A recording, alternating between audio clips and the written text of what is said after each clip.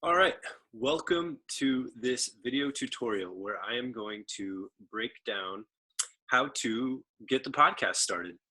So I'm going to walk you through the steps. I'm just going to hit share screen here in a minute. I'm going to walk you through how to plug in the microphone, how to get Audacity or GarageBand up and running, depending on if you're using Windows or a Mac, as well as we're going to walk through the steps to how to start recording, how to stop the recording, and then we're going to talk about how to take that new file and put it on what's called Libsyn, which is a hosting service. Think of a digital locker room.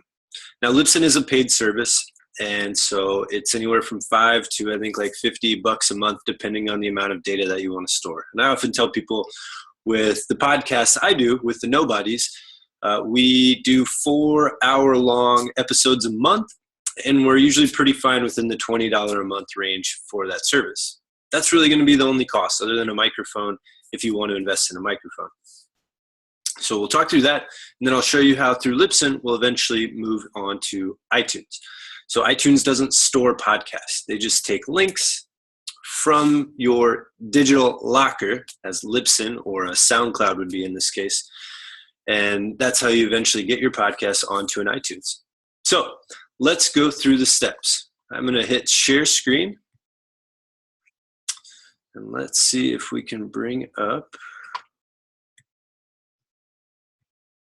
Cool. So you're looking at my computer. There's all kinds of stuff here. I'm going to open up Audacity. All right. So if you have not downloaded Audacity, definitely download either Audacity, which has this headphone symbol down here, or GarageBand if you have a Mac. It comes with a Mac. I think you can download GarageBand for Windows. It just might not be the exact same thing. It's something I'm not 100% sure on, so if you're curious about that, check it out and let me know. So let's get cracking. So the biggest thing with Audacity, and I'm going to have to actually exit out, is that we're going to close down Audacity, because the number one thing that gave me troubles with Audacity is that before you open Audacity, you need to plug in your microphone.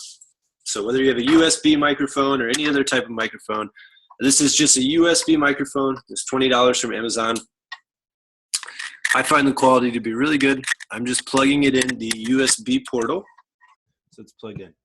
Now what we want to do is we are going to open up Audacity. So I'm going to go here.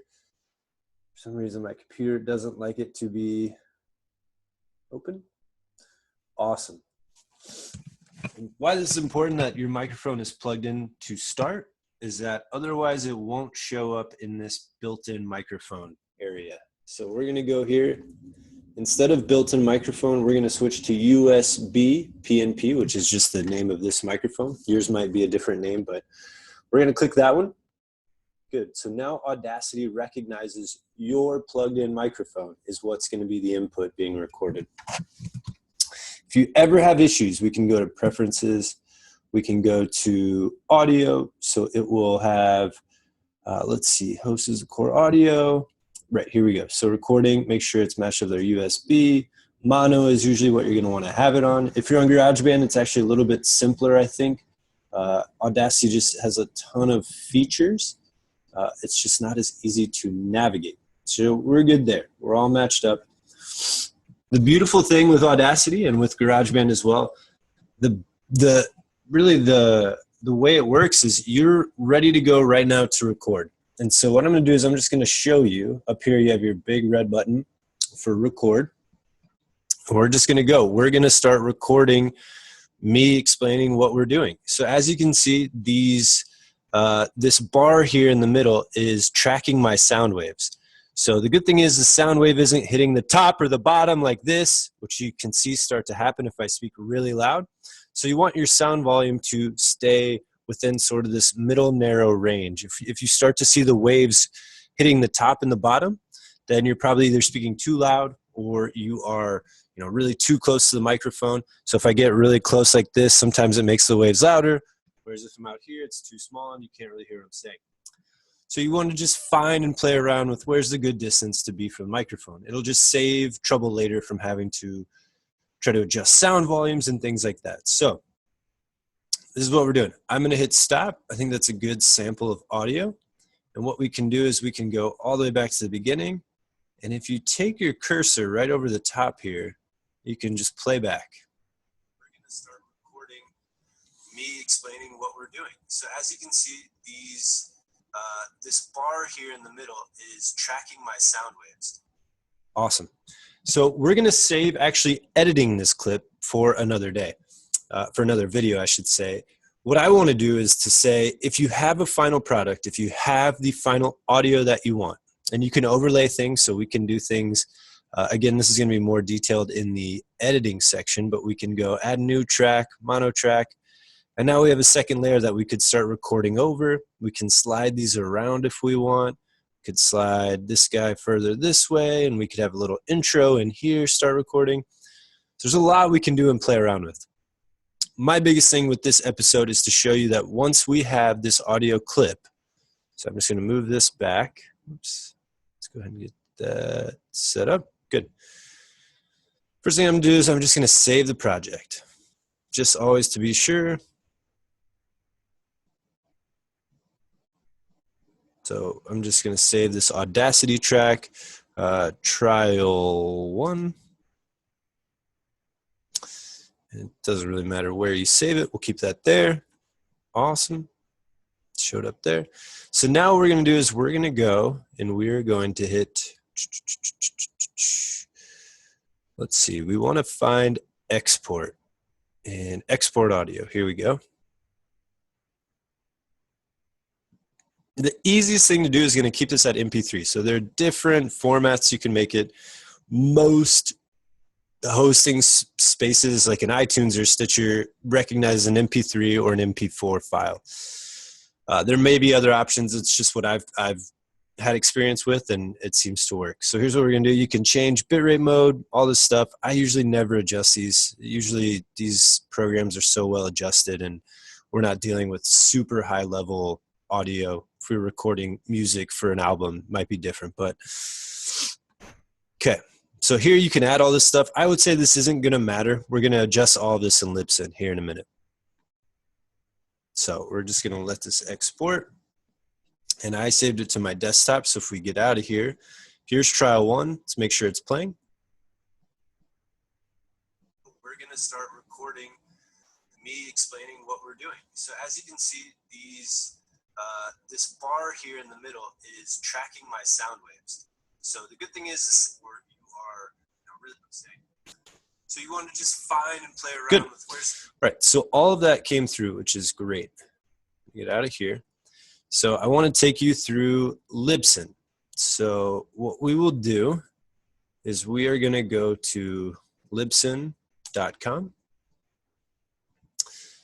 And what we can do is, so the thing is with Libsyn, you are going to have to sign up. So it's anywhere from, like I said, $5 a month to, I think it goes all the way up to like $50 a month, depending on, how much data you're going to store. Like I said, we do 4 episodes a month. Most of those are anywhere from 45 minutes to an hour and 20 minutes long. And we usually don't have a problem finding storage space.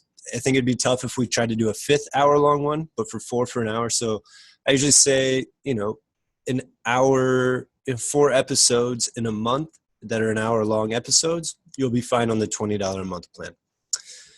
I'm going to go ahead and log in. So we're just going to assume that you have been able to set up your Libsyn account and you are about to log in. So I'm going to log in under our Nobody's Libsyn. I'm just going to walk you through how we do this. So if I wanted to take that MP3 file that we made, that's our podcast clip, we now have to put it in our digital locker. So here's Libsyn. I'm going to just give you a brief little tour. It's really nice. It gives you a lot of statistics over here. You can click view all stats. I won't go through it today. You can go and see all the stats that it will track. You can add your picture here if you want, so you don't have to change it every time. Sometimes we switch ours, so we do it kind of episode by episode. So this is a place where you can do a quick publish of an episode if you want. I don't usually do that. Just reading online, it seems like the best way to go is we're actually going to go to content.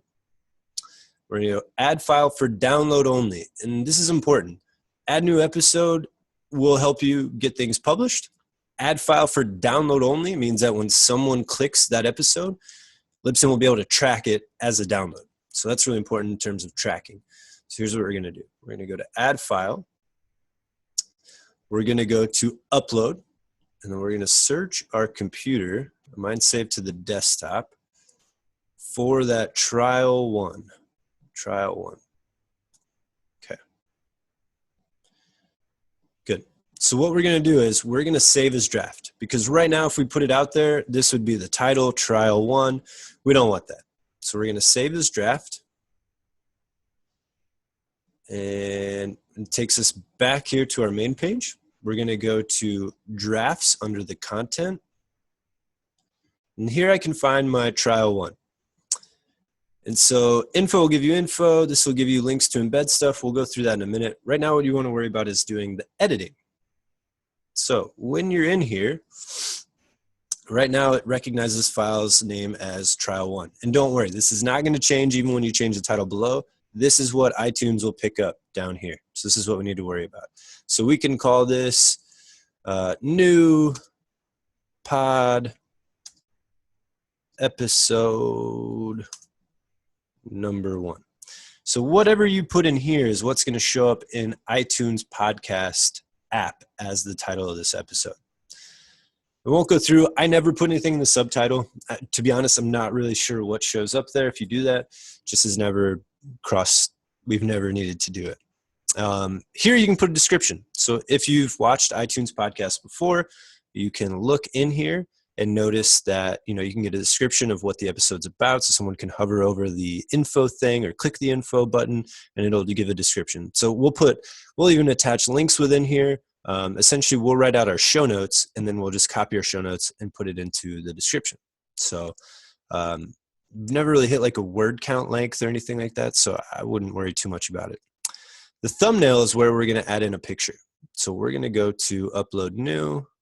And it doesn't matter. Let's just say we wanted a picture of this book to be the photo. Now, iTunes has really unique, specific, what's the word I'm looking for? Sizing of the pictures. And so this may be likely that sometimes if you do that, if you try to upload an image, it'll say it doesn't meet iTunes specific requests or whatever.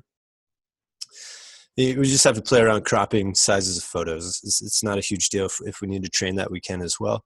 You can just get into a simple preview or any photo opener. You can figure out how to crop pictures. So awesome. Big thing. That's here. Unfortunately, for some weird reason, that in order to make sure it sets, you have to go to this blog thumbnail and hit use normal thumbnail set above. So that's going to make sure that your picture goes through. And then here's where you can select a category. So if you're familiar with iTunes podcasts, they have different categories. It can be like, tech, business, personal finance, science, medicine, you name it, anything they've got categories for. I personally don't think it's the most important thing. If you want to get on the rankings, sometimes you may, as far as I know, you might have to be in a category that exists. So creating a brand new category might not be the best thing. But that being said, again, I would say it's not a huge deal breaker at this point. Don't worry about tags. iTunes has a note. Libsyn has a note here that iTunes isn't even recognizing tags and keywords anymore. So don't worry about that. I never changed the permalink. You can enable comments. I don't think we've ever had comments on our iTunes podcasts except through our blog, and so I wouldn't worry about that. And then, of course, you can choose to set, is it, if it's an explicit episode, is it mature content, or is it clean? And then down here, what we can do, I wouldn't worry too much about any of this. But what I use is this schedule release expiration. We'll hit basic release expiration.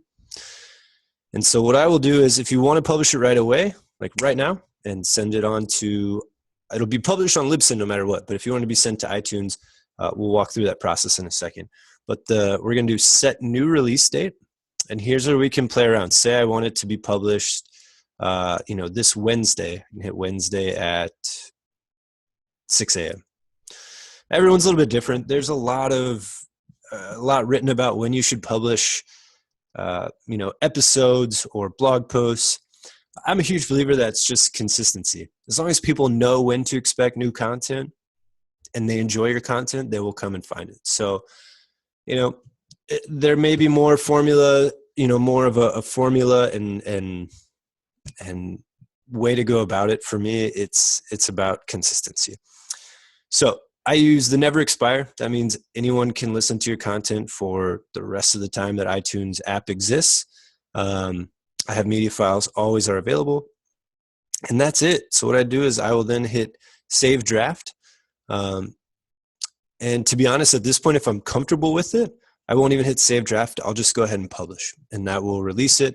And it will not go into your, it won't go into previous published. If I hit publish now, it will go into scheduled for release because it will be coming up in the future. So I'm going to X out all this because I don't want it to show up on our Nobody's podcast, but you can go through those steps. So we're going to cancel that.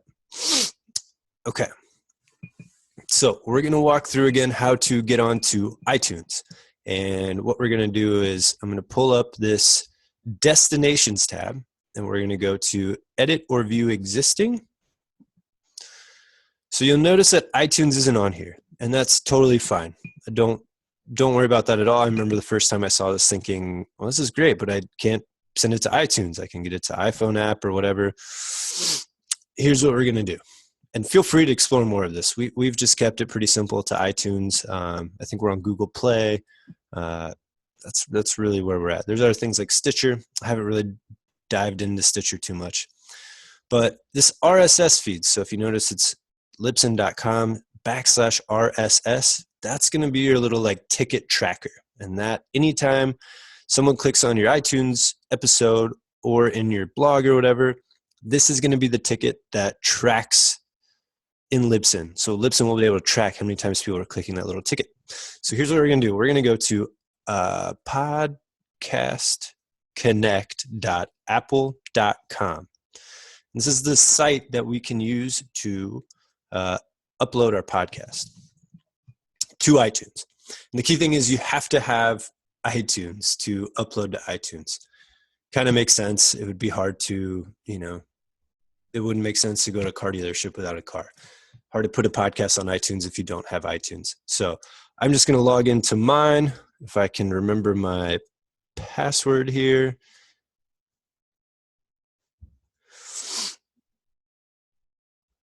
Looks like we're getting in. Maybe not.